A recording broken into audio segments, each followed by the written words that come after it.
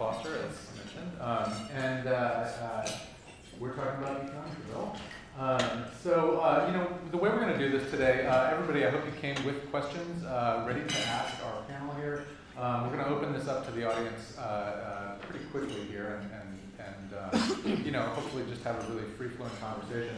I want to start with a question or two, though, to kind of just get things moving.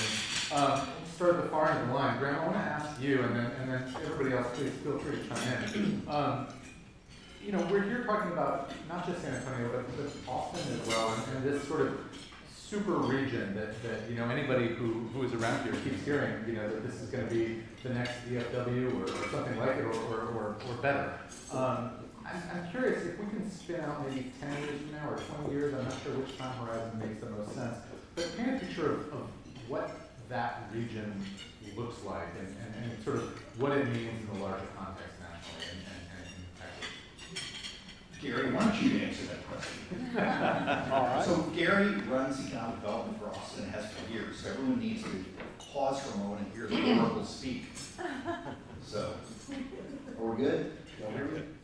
So, thanks for having me. I appreciate the opportunity to be here with all of you. So, Tom, you really have gone right to the heart of the matter. And I have been advocating for the last 12 to 15 years that Austin and San Antonio should be more cooperative, more collaborative, have a joint vision, while continuing to compete on an intramural basis. I think the thing that makes it such a compelling opportunity is the fact that we're quite different. Austin and San Antonio are not the same. And if we were, then I think the joint effort would be somewhat futile. But the fact that we're different means that we can take that diversity and spin it into a tremendous advantage. If we do that and we focus very keenly on educating our young people, your question was, 10, 20, 30 years. If we will focus on educating the young people, I think the San Antonio-Austin corridor, or if I said Austin-San Antonio, if I've been in Austin, but the San Antonio-Austin corridor can be the epicenter of advanced manufacturing, as an example. Semiconductors, electric vehicles, those different types of things that really are going to drive our world on a go-forward basis. So I think we have every opportunity to do that. We have plenty of land, we have plenty of labor, we're growing fast. We need to focus on education and make sure we're ready to do the job. I'm going to throw it out to the rest of the panel. Anybody want to add to that?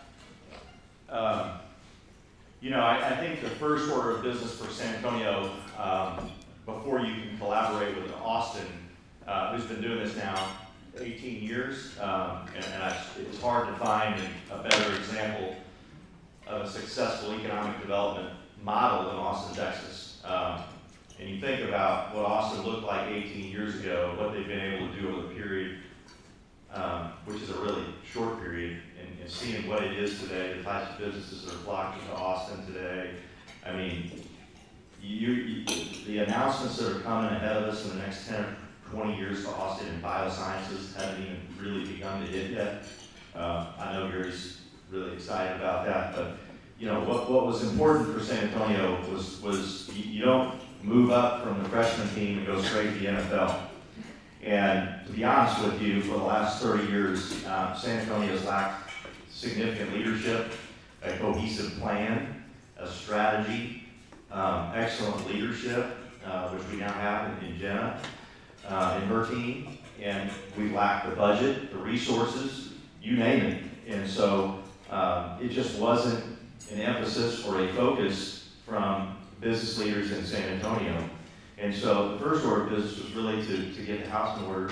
Obviously, as you read the demographic statistics, the fastest growing region in the country, period, is San Antonio to Austin and all the area in between. And so we've got tremendous amount of population growth, in-migration, that are going to buoy the region, and we're going to grow no matter what. The question is, are we going to grow well? Are we going to grow in sectors that are going to provide economic mobility? Or are we going to provide jobs like call centers that trap folks into poverty and the cycle continues? And But back to Gary's point about educating folks, I mean, when you look at San Antonio statistics, and you look back and you look rearward, I mean, this is something I talked to Jeff about a little bit. You know, we have generally an uneducated population, but that's where we were, and that's not where we're going. Between 2012 and 2017, San Antonio increased its 2-year and 4-year output of educated folks, junior college and 4-year college, by 49%.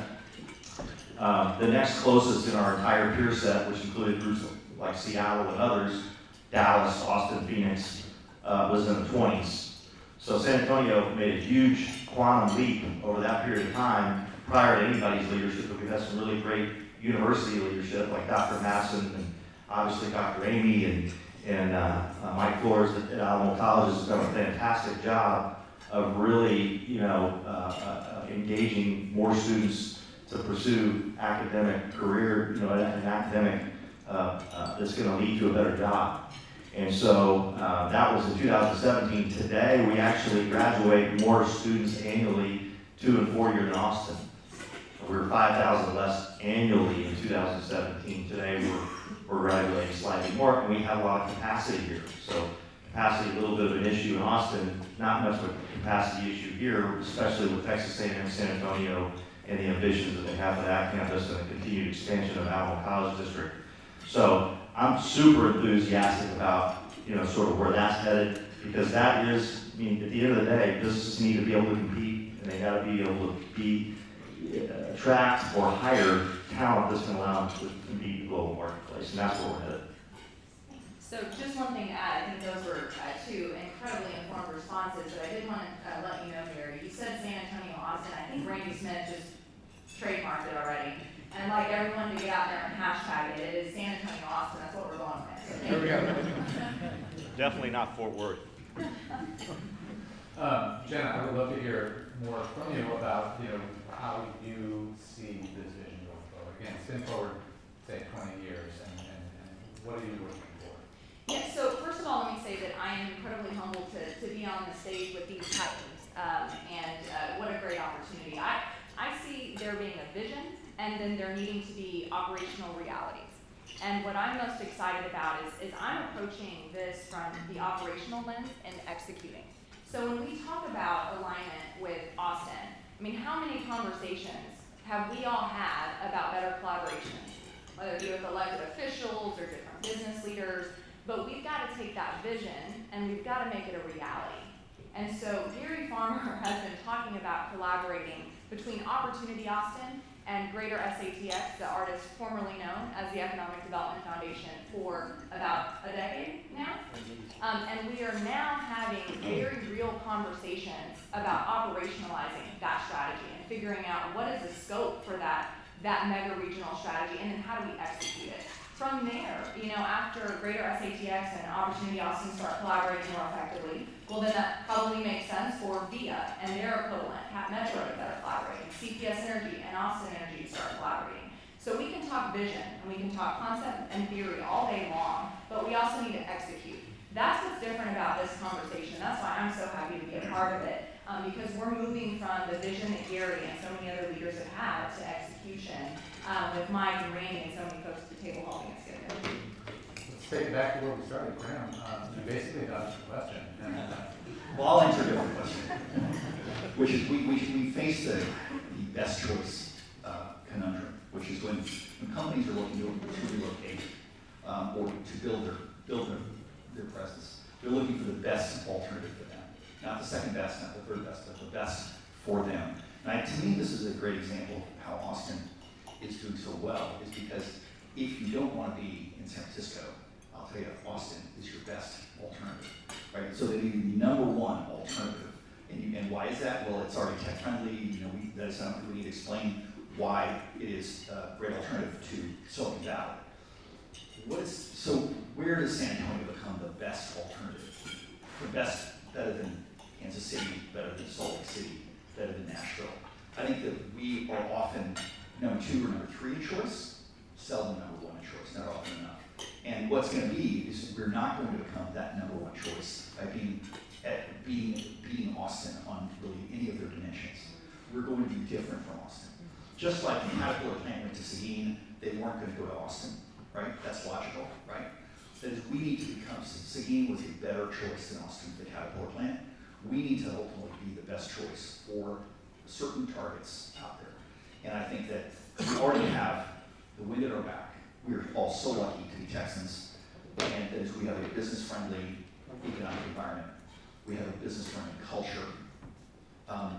We also, we are in an area that is just sort of, we already are sort of the in spot in the country.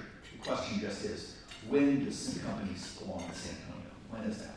And I think that is why we have to be the number one choice. Too often we're not. We're competing with great cities like Salt Lake City, like Phoenix, and like Kansas City, and Nashville. So to me, that's why we have not gotten the same win rate as Austin. But I think we basically have an awful lot to share with Austin, and also as a region, we are so much stronger. Because the leads that come, people looking to move to San Antonio, move to Texas, looking for all the great things of Texas, that is, we just need to find our own place within that field. And it is true, Gary, we're not competing with each other. Austin is a different thing altogether. Also, let me just point out that Tesla moved to Austin for their manufacturing plant. I bet there's not a single relocation consultant who would have put that plant in Austin. Okay? They didn't hire relocation. They didn't hire one, no wonder. They didn't have to overrule one. Why would they have never chosen Austin? It's just not a logical place for that, for what they put there. So why they do it? It's where Elon Musk wanted to do it. That's it. He could have been 20 miles further east or west, but it's where he wanted to do it because to him it was the first choice. And they'll do fine because they're able to. They're at the top of the food chain. They'll get all the manufacturing, talent that can be had in Austin and make the others suffer. But that is, they'll do just fine. So to me, it just shows the power, despite the logic of saying is Austin the right place for a car plant, is ultimately where he wanted to be. And that's what drove it. So there's a lot I think we can circle back to in this conversation. And again, I hope, between audience questions and where we take the conversation, circle back to Tesla, circle back to, the a little bit more about the super region and the individual cities and how they can cooperate. I want to ask one other question though, in a slightly different direction first, which is, I'm a former San Antonian, current Austinite. These are two cities that are really rooted in kind of cultural tradition. And I've seen Austin just change radically over the last decade. And you hear a lot of worry in Austin about what that means for the existing culture. In San Antonio, this is a very proud city. And I'm curious, as you sort of hear the conversation that goes on, we have a very business-friendly state, but then you hear sort of the broader conversation that goes on around the kind of growth and change that comes with growth. What are the biggest misconceptions about economic development that you guys run into as you sort of pursue this kind of vision? And I'm just going to throw it out to the group. Whoever wants to say, Gary, you want to start? Sure. So, lay people, I believe, think economic development is something you can turn on when you need it and turn off when you don't. The truth of the matter is, economic development is a continuum of effort. It's an everyday job to stay focused, to amplify your assets, to mitigate your deficits. It's an everyday job, and I think some people think, it's just the glamour of deciding to go and recruit somebody and bring them in and get a headline, and then you go back to your normal life. Not so. If any community is sporadic in their effort, they're going to get sporadic result, period. So it's an everyday job that people have to understand, support, fund, roll their sleeves up, go to work, communicate with elected officials. Elected officials sometimes don't want to do that work. They don't want to do the hard work. They want to get the headline. And sometimes elected officials in Austin don't even want the headline. Austin has become, the city of Austin has become very tepid about their economic development activity. Another misconception is that economic incentive means you raid the treasury and give away the taxpayers' money to buy a company. If you do economic development correctly, you are making an investment with their dollars to bring them to your city. They're gonna pay everything and you give them a little bit back. The taxpayers will benefit immensely. And we would never recommend to the city of Austin that they do a deal that doesn't make the taxpayers money. I mean, candidly, kind of our little slogan is jobs for families, return for taxpayers, accountability for corporations. So two misconceptions that are intertwined, we need to be very careful about both. Jenna, over here at the same time. Yeah, so actually, I think that Gary nailed that, and I would say, you know, most folks think it is about the headlines of a big corporate recruitment or relocation.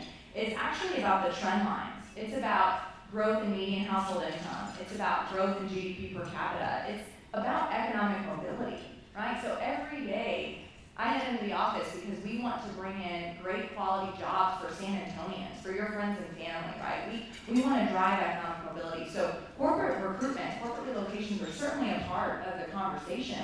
But I'll tell you, on average, 70% of jobs that are created across the country, in any respective geography, are created by existing companies.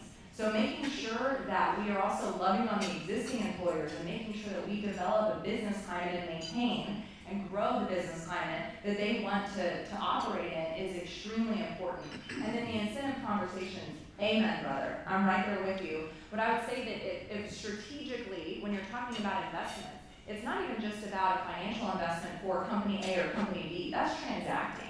But if we're investing upstream in the right types of things, right, through bond investments, through airport investments, right, the CPS energy investments, the list goes on and on. If we're investing and we're aligned strategically as a community, then downstream, our work becomes a little bit easier, right, a little bit more efficient.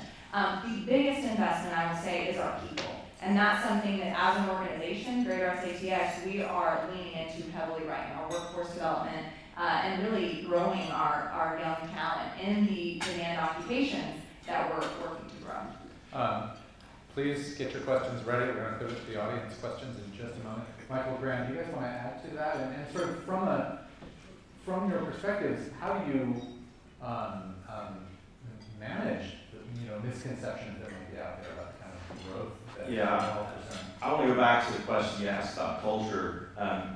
What we don't want to lose is our soul here in San Antonio, the culture and the fabric of the community that makes it special and unique. What we discovered through our planning process, and by the way, thanks to Gary, and by the way, many times I've spent with Gary, I can down here tell his stories as good as he can at this point. But we hired the same consultant to write our plan as Gary used 18 years ago.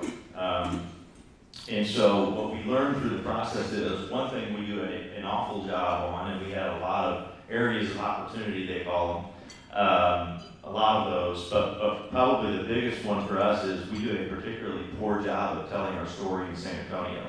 And so I don't know how many of you guys do business around the country in a lot of different other locations. I do business in a lot of other places, Charlotte, Denver, Phoenix, Florida, Dallas, Austin, Houston, a lot of other places.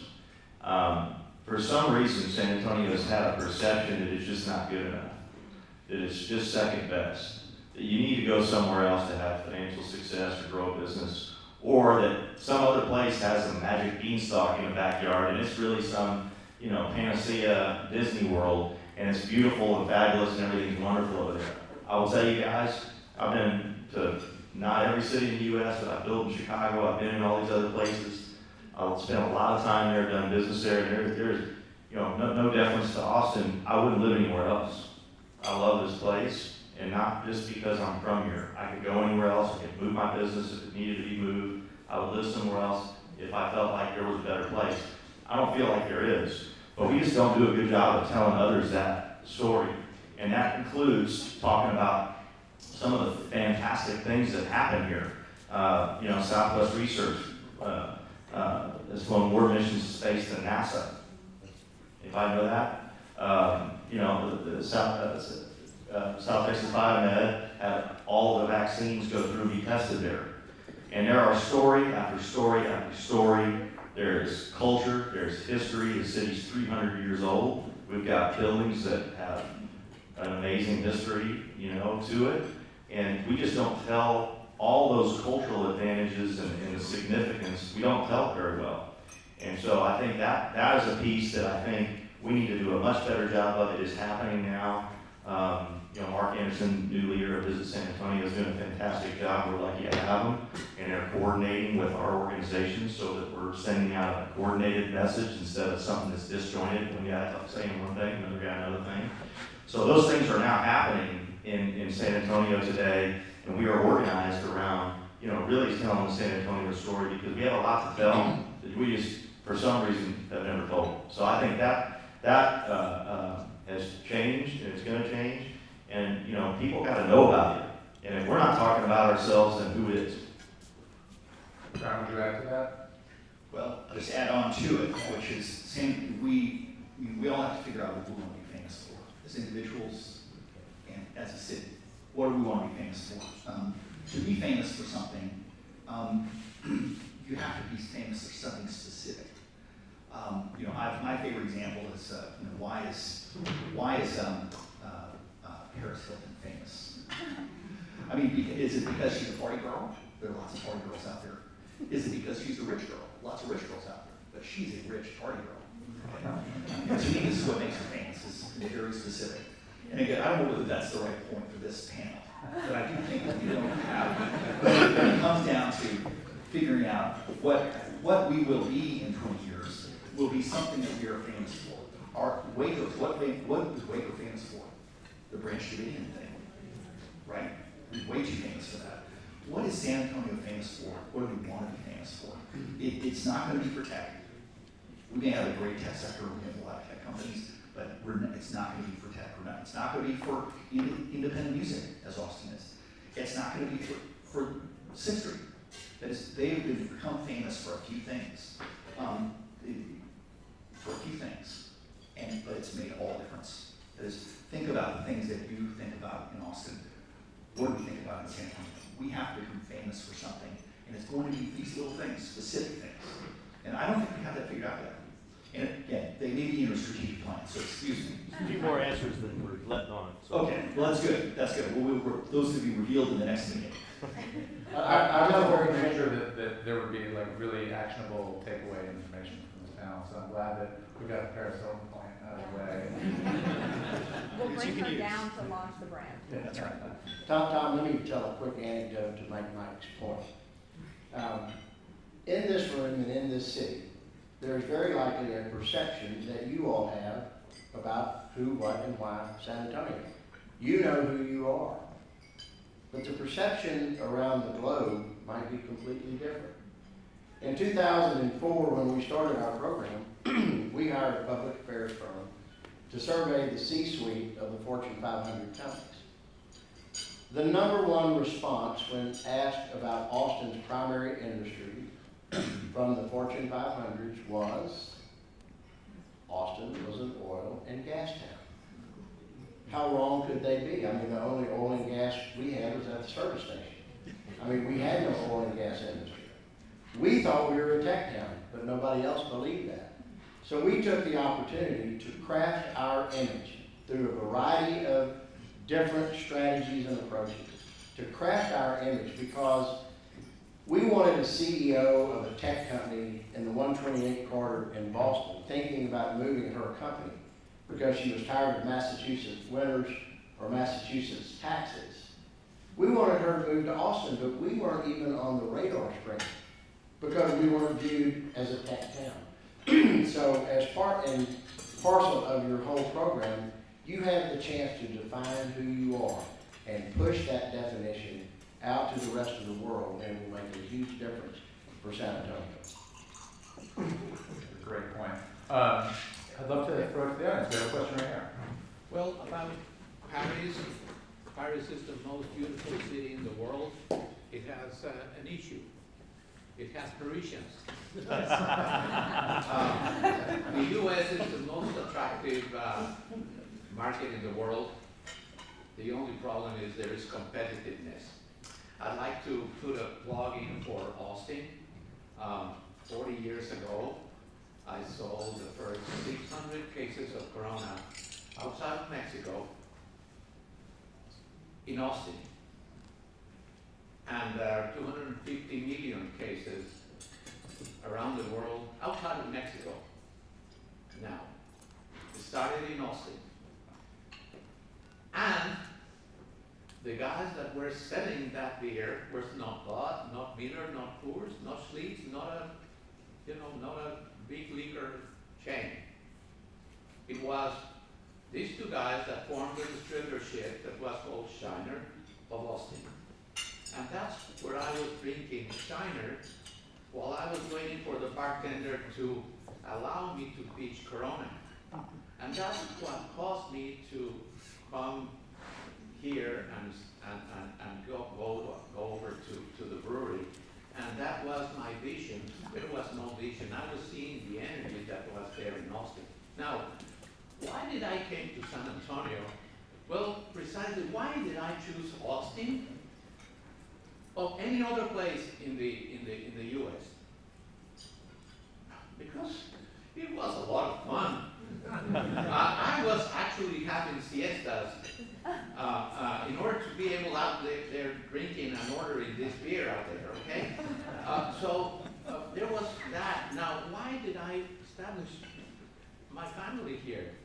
Well, it was more attuned to what my roots were in Mexico, and I felt like San Antonio was a great place to raise a family, and you have the closest place to Mexico City in the United States here. I think that bridge could lend itself to more. But importantly, here at Grand, we are co-chairs, Sam Dawson, Nancy Cudlow for UTSA. And UTSA has grown in these 35, 36 years I've been here. And it's generating, it's very diverse. And it's free. The diversity is free. It has 60% of Hispanics. And that's the Constitution. And well, it's not really diverse. Well, it means that all of those guys are going to college. Maybe not all of those guys, but there's plenty of the mix of Hispanics in UT mirrors San Antonio, even though there's plenty from El Paso that want to come over, and there's no bigger dream like Disneyland for Laredo to come over to San Antonio. And I know that is hot. It's hot. It's hot here too. But the community involvement that I saw, and I was taught by the best, Tom Frost and Sam Barshoff, Lindsay Lee, they were stewarding me, and certainly to UTSA. Now, do we think not, Cynthia, that UTSA is something extraordinary in number of in growth? And what is it that we are going to see out of Texas A&M? There is a clientele that is extraordinarily thirsty and willing, but we do not have what we once had with McDermott. No, we don't have Whitaker. No, we don't have Greedy. We don't have a lot of those Tom Frost and those guys I've mentioned, and frankly, there would be a tremendous improvement if we were more community involved.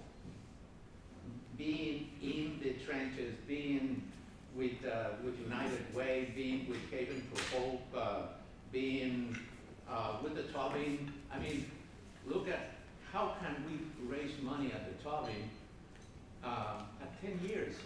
I mean, it's as young a fine arts place as there is in the United States, and this is happening in a 300-year-old city.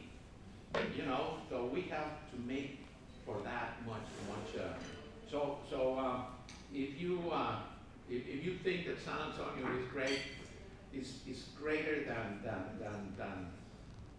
that. We got some answers for you, Carlos. So, yes, thank you for Strength points. So, Carlos, thank you for saying that. You're such an inspiration, and your story and so many other stories have informed our path forward. I'd like to just mention a couple of data points. And then, Graham, I want to come back to something you said about what is our identity. And then Gary, what you said about investing in not only developing the identity, but then going out to tell the story. There's a reason that we haven't shared the story, around the world, because you have to fund that, right? To bring in a public relations group, right? To develop this type of narrative. But Carlos, I think, hit the nail on the head as it relates to the fact that we are a majority minority community, and that we are 55% Hispanic. UTSA growing like wildfire. Texas A&M San Antonio is expected to be the second largest campus in the system within the next decade, right? We've all heard the chancellor say that. So we see that growth. As it relates to inbound migration, so when we looked at the numbers, who's moving to San Antonio, the highest traffic areas were really South Texas. And then the large metro areas across the country, like Chicago, like New York, right, like LA, think high concentration of Latino talent. So as we were working over the last 6 months, now that we've had funds coming in, thanks to a lot of you around this room, we've been working with partners at Visit San Antonio and around the community to figure out what is our story? Who are we as a community? And our agency that we brought on board says, look, you need to be the best, you need to be the only, or you need to be first. And so they're coaching us through this. And we had so many different stakeholders at the table. We're looking at the data points, we're trying to figure it out. And David Robinson Jr., who chairs our group that's developing this, has really been involved and can articulate this even better than I can. But I'll say it humbly, because I am a Latina operating in the San Antonio community. We believe that our biggest differentiation in San Antonio is specifically the Hispanic talent. And we believe that we are and will be the talent capital for Hispanic talent across the country. I mean, that's who we are. We are about Hispanic talent, and we need to lean into it. We need to own it. Not to the detriment of any other groups, but that's who we are. That's what makes us unique. We have 4 Fortune 100 companies in the pipeline right now that are contemplating ESG strategies and looking at DE&I goals. And they're looking at San Antonio because they want to hire that talent here. It is our value proposition. And then further, once we have that macro story out there, we lean into our cybersecurity assets. We lean into our bio assets. We have the story by industry, but we will make national headlines by leaning into the Hispanic talent narrative, and that's what we're planning to do. So Mike was looking at me like, are you going to talk? Are you going to mention it? We are just now activating the PR machine around this, and it's going to take off. Yeah, Dave Robinson had to turn the other way, smiling so big, it's pretty obvious, but he's been working on this pretty hard. Thank you, David, for your leadership there. Not only Hispanic talent, but I think the goal here is to be the Hispanic business capital of the world in San Antonio. This should be a place where we're embracing innovation and Hispanic talent, not just in San Antonio, not just in Texas, but around the world. And that includes South America, Central America, Mexico, and other places around the country that are looking for that cultural experience and an opportunity to be embraced and not be segregated or parceled off to the side or marginalized. And this is that place. It's a very welcoming city. As we all know, I have friends with every walk, talk that there is, and it's one of my favorite things is the diversity that we have, it's a fabulous trait for us to have at a perfect time where we do have tremendous amount of momentum and infrastructure. So Graham, you were alluding to the question earlier. Carlos, thank you. You definitely alluded to it in your speech, and I agree with you 100%. That is where we can be the best, the first, the only, as Jenna mentioned, and we're going to lean into that hard across 5 key industry areas where we have a workforce and talent and training today to compete. And just like Gary has done in Austin, we will adjust our plan. We will add to our plan as we create velocity and growth. And Gary how many did you have in defense 10 years ago? How many did you have in biosciences 10 years ago? Well, I know that answer is pretty easy. It's 0. Just got to remember 0. So, now, what's your second highest prospect list in terms of Life sciences. life sciences? Oh, imagine that. Bell Medical's come a long way. How long has it been open? 3 years? I think 5 years. Okay. Yeah. Entering their 5th year. So, in 5 But years. also A&M Health Science Center in Round Rock. We got not one, but 2 med schools. So the point is, what you are today isn't what you have to be tomorrow, but you gotta start somewhere with areas that you can compete and start to attract and create momentum immediately, and we know where those are at. We may not have the McDermotts, we may not have those folks, and those are magnanimous people that they didn't make any of, okay? They broke the mold with Red McCombs and some of these other folks, but what we do have right now is an energized business community. I think I've been on some 50 pitches at least with individuals, a lot of you that I've cajoled into joining us and parting with your money for a good cause and investing in our plan. And by the way, this is not charity. This is an investment in the region. This is an investment in business. This is an investment in your business. And we do have a motivated business community, Carlos, that is leading this effort. And that was 2 things that we were taught early on by our consultant, Mac Holliday, is number 1, it had to be regional. So it is the entire 8-county region, including Bear, that is involved, economic organizations across all of the spectrum, cities, counties, etc. And number 2, it has to be led by the business community and not the public sector, which is what we are doing now. When we first started, 70% of our funding came from the city and the county, CPS, SAWS. We're flipping that ratio today to where now we're not forsaking those dollars, but what we're doing is we're raising a hell of a lot more money around a well-written plan, around who's going to be known as one of the best economic development leaders in the country. If you don't already know, I'm telling you, just mark my words right now on this stage, maybe a Business Hall of Famer in the future. I'm telling you, Tom, I'm not bullshitting you. And she's that good, and we're lucky to have her here. So I'm telling you, you're going to see some big headlines start to happen here shortly. So glad you guys came out with that specific vision, and Carlos, thanks for teeing that up. That is almost like you were planted to set that up, right? They didn't allow me to sing this time. Just take him with You it. can sing anytime you want. I was there. Anybody who wasn't, you missed out. Yeah, we have a question in the middle here. Hi, I'm Sean Kennedy, and I have a question specifically, thank you, for Jenna and for, I'm sorry, I forgot your name, sir? Gary. Gary, thank you.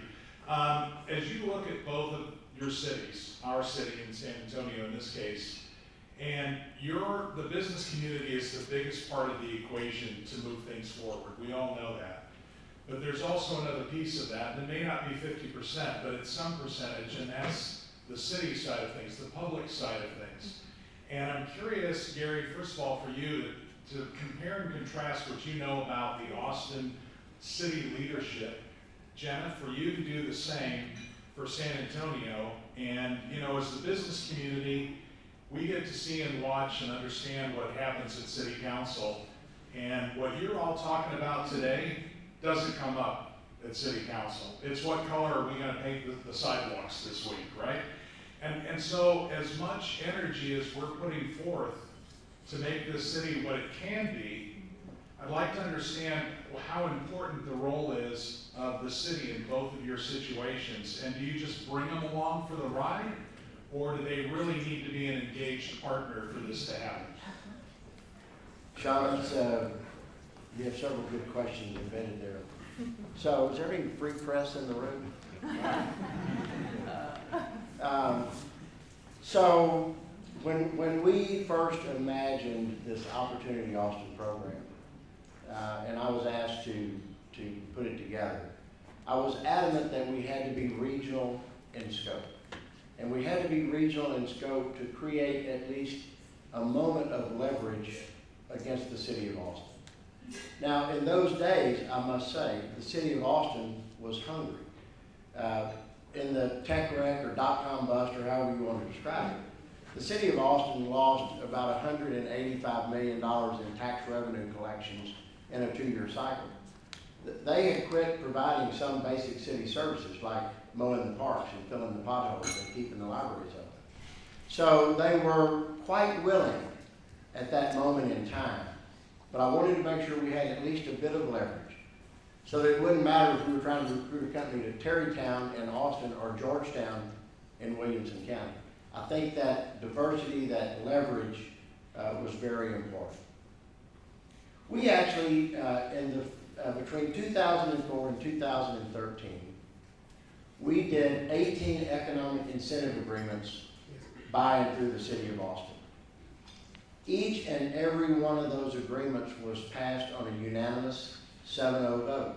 Even the most liberal of the council members voted aye to support a tax incentive agreement, to bring those jobs, to create that wealth, to uplift those that had been left behind. But after they had a little success, they got a little surly. We have done one economic incentive deal by and through the city of Austin since 2013. One. Let me give you the anecdote. It's a little company called Merck, a global company. They came to Austin, they said, we want to create 1,000 jobs, paying on average $100,000 per job. We said, great.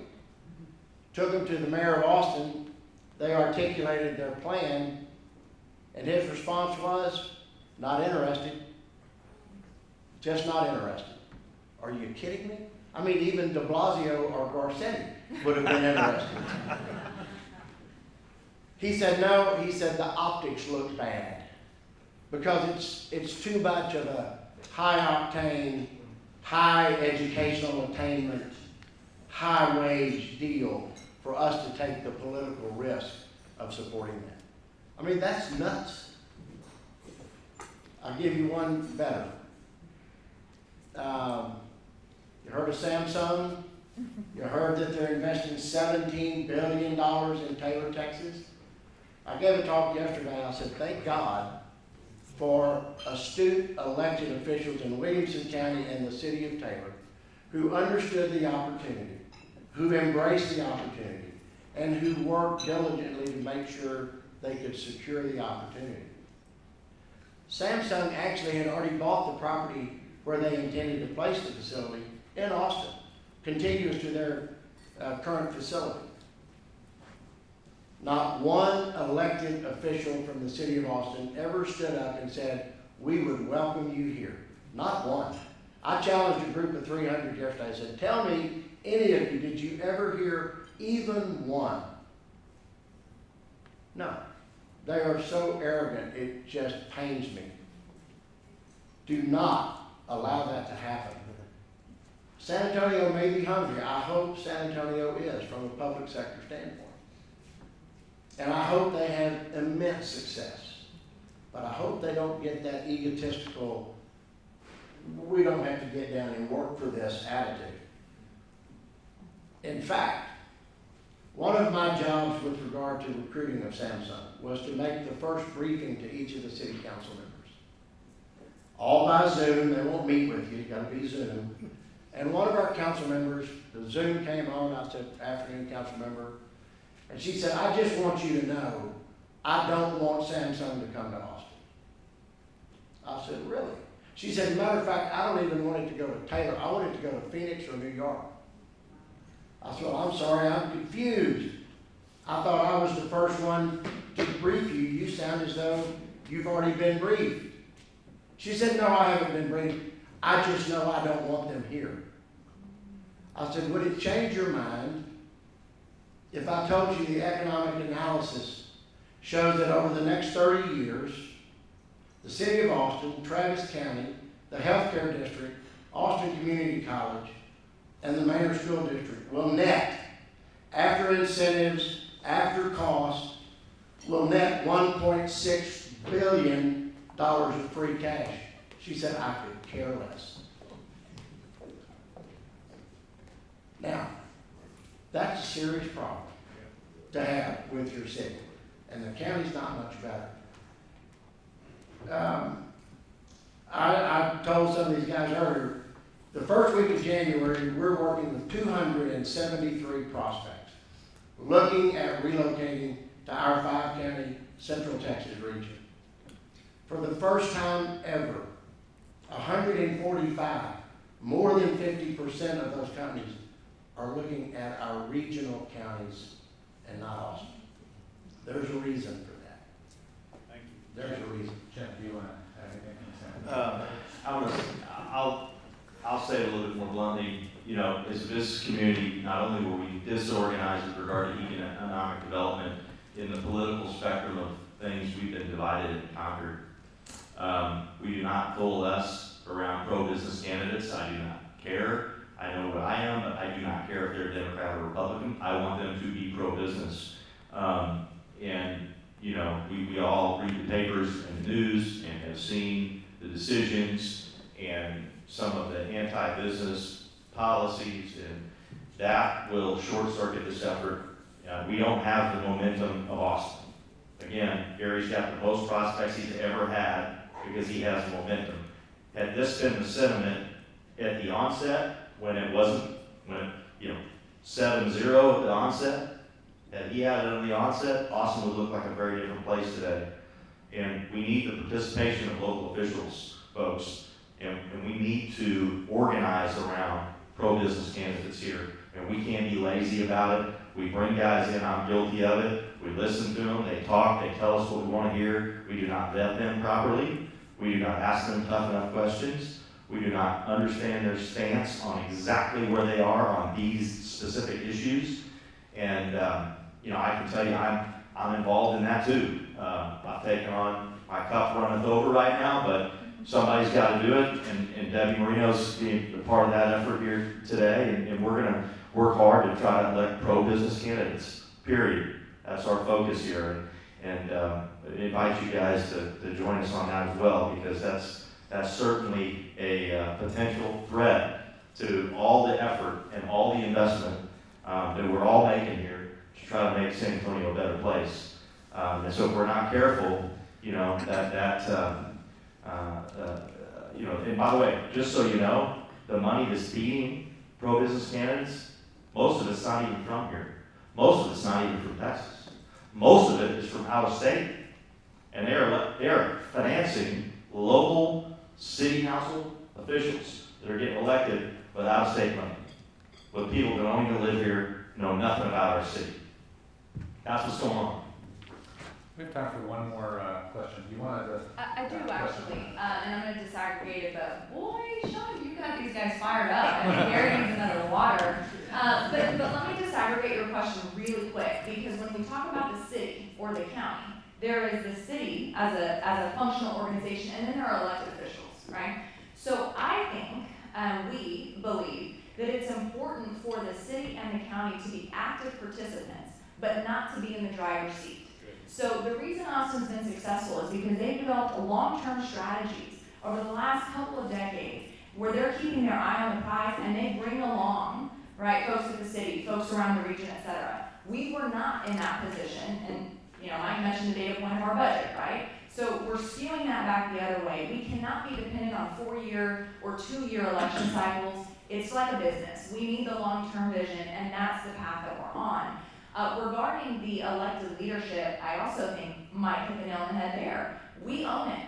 I think as a business community, because we don't have those, you know, top 10 titans sitting around the room at the barn door figuring out who we're going to put money behind, we own the fact that we are reacting. We're reacting to a policy today or a policy tomorrow. My goodness, let's get it together and let's be proactive, right? Let's align our chambers, let's align the pact, and let's get it done, because we own the problem that exists today. So long-term, they need to be a part of it. Elected officials need to show up from our press conferences, but that's all I need, thank you. I just want to, there is one thing I do want to say. I wouldn't be here today if there wasn't for one guy, and that's Randy Smith. And, you know, we started this journey, and by the way, Randy is the chairman of the organization currently. And he and I started this journey together 3 years ago to mobilize around economic development. By the way, Gary asked me to do that 7 years before the 3 years. So it's been 10 years since Gary first mentioned it. Gary, I did finally get around to it. Now I'm knee deep in it, and I'm committed to it until I can't do it anymore. And, but Randy Smith and I have worked on this with Jenna day in, day out, and we're not going anywhere.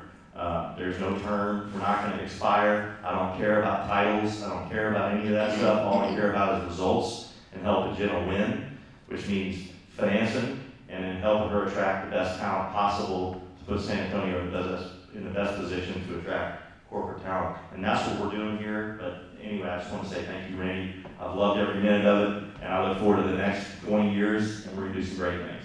We have time for a lightning round question. Who wants to shoot a lightning round question? Let's see, right here in the front. Get it? It sounds like clearly one of your biggest challenges is political challenges and economic growth. Outside of that, I think some of the concern we've faced here in San Antonio for a number of years, and I'm a transplant, I came from the Dallas-Fort Worth market back in 1999, but the other challenge has been mobility and transportation. Workforce is always going to be in there, but I appreciate, I think all this, both markets along the corridor have done a great job in addressing workforce development issues.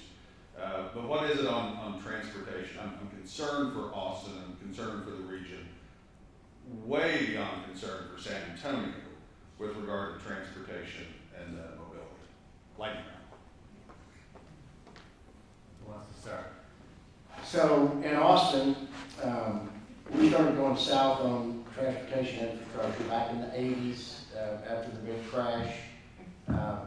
Cities from all around the state would go to the Greer building, to the Tech Stop meeting, give them their wish list. Austin would show up and say, no, we don't want any money. And if you try to build that road, we're going to sue you. So don't try to build it here.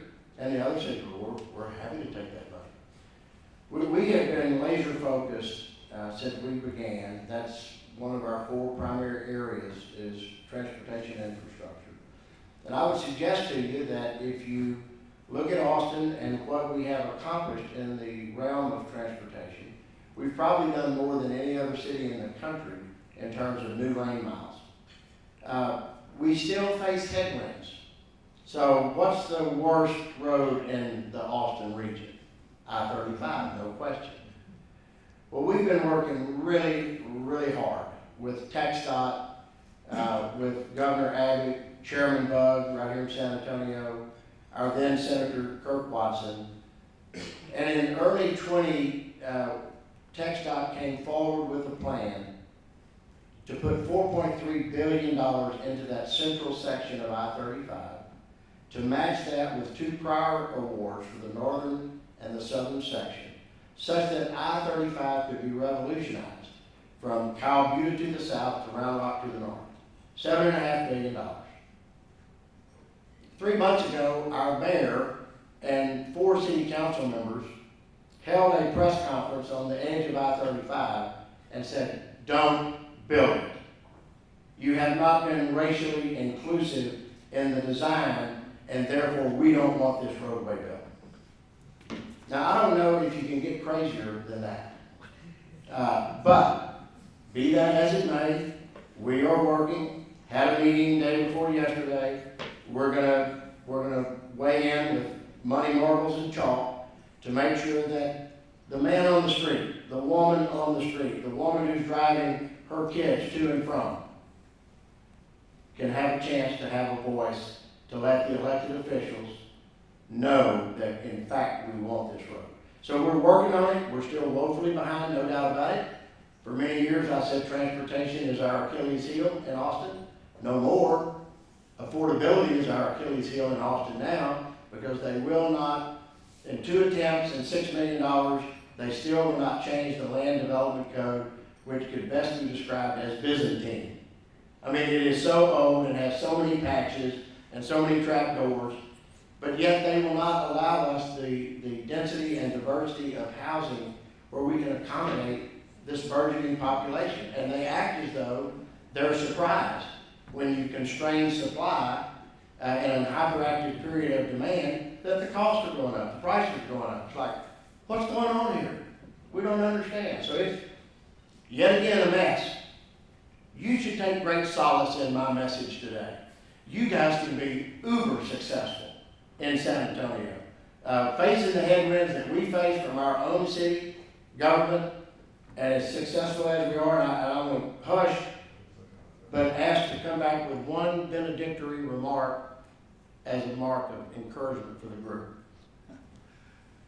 Go ahead, Graham. It's been a while. The hair's been sucked out, raw, blue face over here. I don't know what to add to that, but I think that, you know, sometimes cities win because of their strengths. Sometimes cities lose because of their weaknesses. And I think that one of the key things we have to have adequacy, ideally supremacy, but these adequacy is a pipeline, an ongoing pipeline of talent.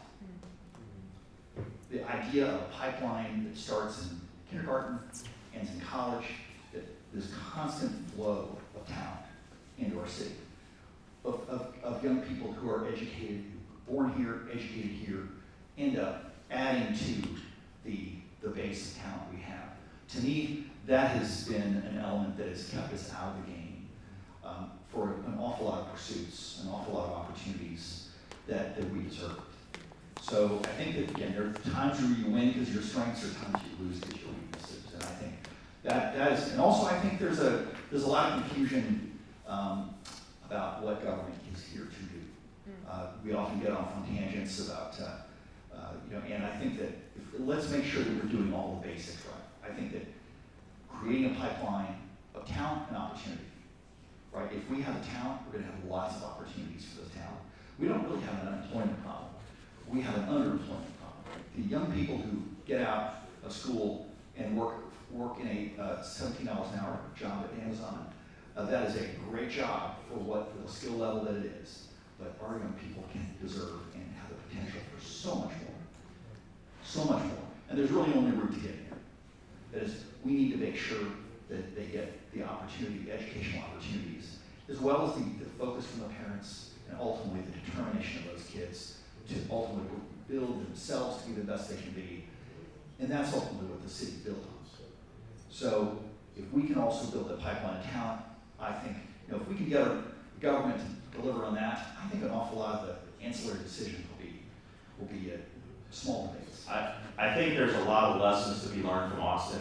Sometimes it's better to be second than be first, as we all know, in various businesses. And there's certainly plenty of lessons to learn from Gary. And, he's my friend, and I appreciate his mentorship and leadership and motivating me to get involved here. But back to your question, Clay, Chairman of the RMA, heavily involved in transportation. We're sort of at the mercy of the state right now in terms of our infrastructure. God bless the fact that we have the military and early on the foresight to build a two-loop system with multiple access points in and out of the city. So we do have great roads as long as we continue to add capacity to those roads. It's really a real estate issue to get more people through different, through the same area. You've got to create capacity, which means you have to add lanes. No toll roads. We're in a no toll environment currently, so that we don't have a toll road. We're one of the only cities. I mean, Tyler, Texas, and El Paso, we don't have one here, thanks to Terry Hall early on. But and some weak leadership in part of folks that were involved at a period of time. But we do have good infrastructure that we do need to capitalize on. And I want to make a point. That is an area where regional collaboration between San Antonio and Austin can make a big difference. Right now, we get whatever's left. We get whatever. First, you get Dallas, then Houston gets what they need, then probably Austin, and then we get whatever's left at the end of the kitty and the cup, whatever change shakes out of the sock and out of the couches of the cushion at the bottom there. That's what we end up with here. So, I think no doubt 35 and infrastructure traffic, I drive it multiple times a week. It's bad, continuing to get worse. It can't get big enough. I guarantee you whatever growth projections they're using are low relative to what they end up becoming. And so that's an area where, Gary and I believe that if we're speaking in one voice with the region in mind, San Antonio and Austin, that people are going to have to take notice, much bigger notice than they're taking today, independently. And so I think certainly that, speaking with one voice together and saying, hey, enough. Pay attention to this region and give us the resources we deserve down here, because we are the fastest growing region in the country. And if you don't pay attention to it now, you end up with real issues that continue to compound. We have crossed the 1 o'clock mark. I believe we've exhausted our allotted time. And I think Tom, we could I talk? I'm all sorry, afternoon. I apologize, I drove down here from Austin, by God. You're gonna have to pull me off this. I wanna make just a benedictory remark, if I might. Let's hear If you don't remember anything that I've said today, other than what I'm fixing to say, I hope you will hold this near and close. Many hands make light work. Okay? Many hands make light work. This is not Mike's job or Randy's job. It's everyone's job. Jenna's a paid professional and a really good one. So it is her job, but Jenna can't do it alone. So some of you may already be invested in Greater SATX. Some of you may be thinking about it. Can't remember if it was a question or a comment, but it caused me to think, maybe I should just say, at the risk of being a little boastful, I should tell you what success looks like after 18 years of effort. We are just now in the beginning of our 19th year. In 18 years, we have recruited 768 companies to our region. We've expanded 1,382 companies in our region. We have created 570,000 jobs. That's a 77% cumulative job growth rate. That means that the Austin, San Marcos, Round Rock MSA is the most prolific creator of jobs in America today. We did that while providing over 100,000 high school students over $1 billion in financial aid. We have changed the percentage of direct high school graduate to college enrollment by about 7% in the region. That's called workforce. Okay? We've revolutionized our airport, other infrastructure we work on. You know, just pre-pandemic, we had 5, fixing to have 6 international flights nonstop. You know, to London, to Amsterdam, to Paris, to Frankfurt, and others. So my point is that San Antonio can do exactly what we've done. It won't look exactly the same, but it will be equally important and equally successful if only you will do it. It's not anyone's job. Many hands make light work. I've been all around the country talking about Austin and what we did. And usually after my talk, I always get a question. And the question is, why would you come here and tell us exactly what you did? And my answer is always the same. Because you guys don't have the guts to do it. A It challenge. takes everybody. And San Antonio can be wildly successful beyond your biggest imagination.